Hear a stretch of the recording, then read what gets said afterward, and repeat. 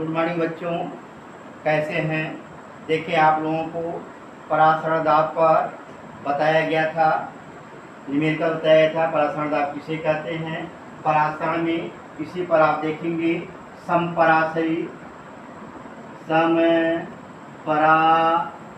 विलयन होता है, अधिपरासरी विलयन होता है, अधिपरासरी विलयन होता है, और आपका क्या होता है, अतिपरासरी विलयन होता है।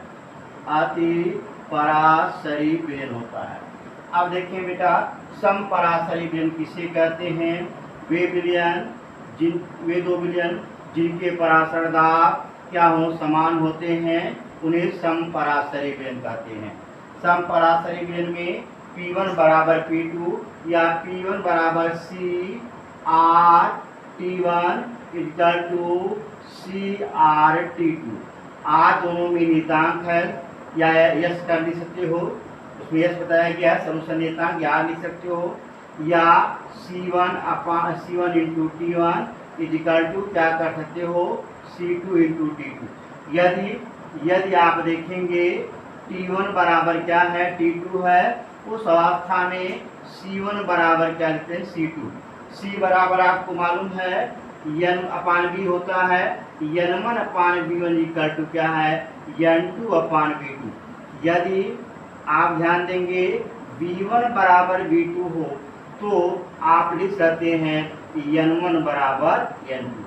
आप देखें, इस पर आप लोगों को न्यूमेरिकल पूछा जाता है, और न्यूमेरिकल आप लोगों को से बताया जाता है कि समपरासरी विलयन पे अगर आप लोगों से न्यूमेरिकल आता है तो न्यूमेरिकल हम कैसे लगाएंगे, इसके बारे में थोड़ा सा ध्यान देंगे।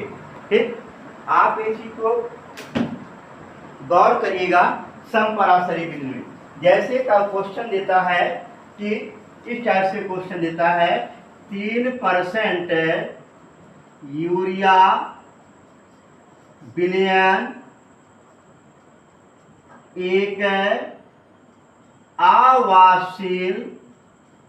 वाष्पशील अज्ञात विलयन का समपरासरी है। अज्ञात विलयन का क्या है, समपरासरी है। तो पूछ लेता है कि अज्ञात विलयन का अणुभार अज्ञात विलयन के मोलों की संख्या की गणना करें। ठीक है ना। अब देखेंगे 3% यूरिया विलयन एक आवासीय अज्ञात विलयन का क्या है, समपरासरी है। अर्थात इनके P1 बराबर P यूरिया, यानी कि P यूरिया बराबर P अवाष्पशील जो भी पदार्थ हो, अवाष्पशील। ठीक है ना। अब देखो 3% यूरिया का मतलब क्या होता है, 3% का मतलब 100 ग्राम में 100 मिलीलीटर में 3 ग्राम। आपको मालूम है N1/V1 इक्वल टू क्या होता है, N2/V2। R का मान समान होगा, ताप दिया नहीं, ताप भी समान लेते, उसी ताप पर मान लेते हैं। आप देखेंगे N1 का मान मालूम है 3 बटे ग्राम में भार बटे अणुभार, ग्राम में भार बटे अणुभार बटे क्या करते, आयतन किसमें बेटा, लीटर में 100/1000 कर लेते हैं। ठीक है। ये N2 पूछ रहा है, N2/V2 दिया नहीं कितने परसेंट में। आप इसी को हल कर लेते हैं, यानी 3/60 into 1000/100 equal two into V2 बराबर क्या है, N2 के। यानी कि उस अवस्था में इनके मोलों की संख्या की गणना कर लेते हैं। एक ही और आप इस पर ध्यान देंगे, इसी टाइप से क्वेश्चन और आप लोगों से बता रहा हूं, उस क्वेश्चन पे ध्यान देंगे। जैसे कहा जाता है कि 806 ग्राम प्रति लीटर यूरिया का एक घोल एक अवाष्पशील कार्बनिक पदार्थ के 5% घोल का समपरासरी है। अर्थात आपसे बोला मैंने 8.6 ग्राम, ये बोला ना 8.6 ग्राम प्रति लीटर। ठीक है ना।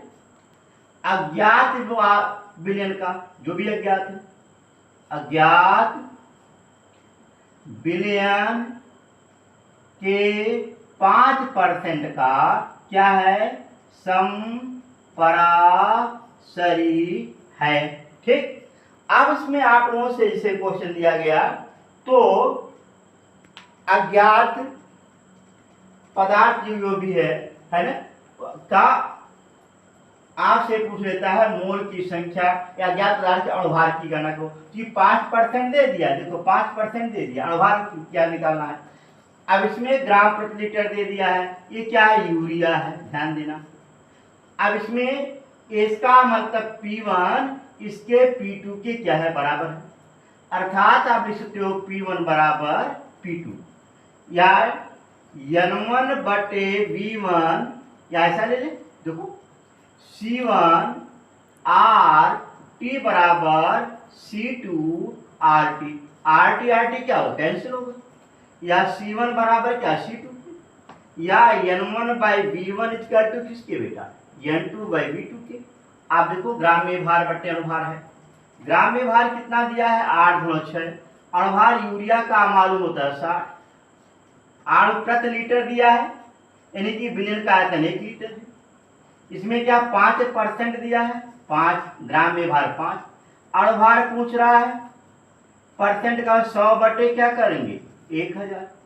इसी को कैलकुलेट कर लेते हैं, यम का मान निकाल लेते हैं।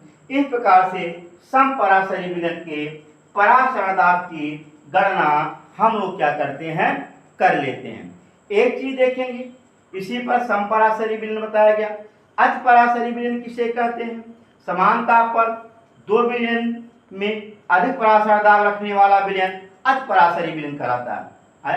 एक विलयन का दाब दूसरे विलयन के परासरण दाब से क्या अधिक होता है, इसे हम लोग क्या अतिपरासरी विलयन कहते हैं। ठीक, और कम परासरण दाब रखने वाले विलयन को, कम परासरण दाब रखने वाले विलयन को हम लोग अल्परासरी विलयन कहते हैं।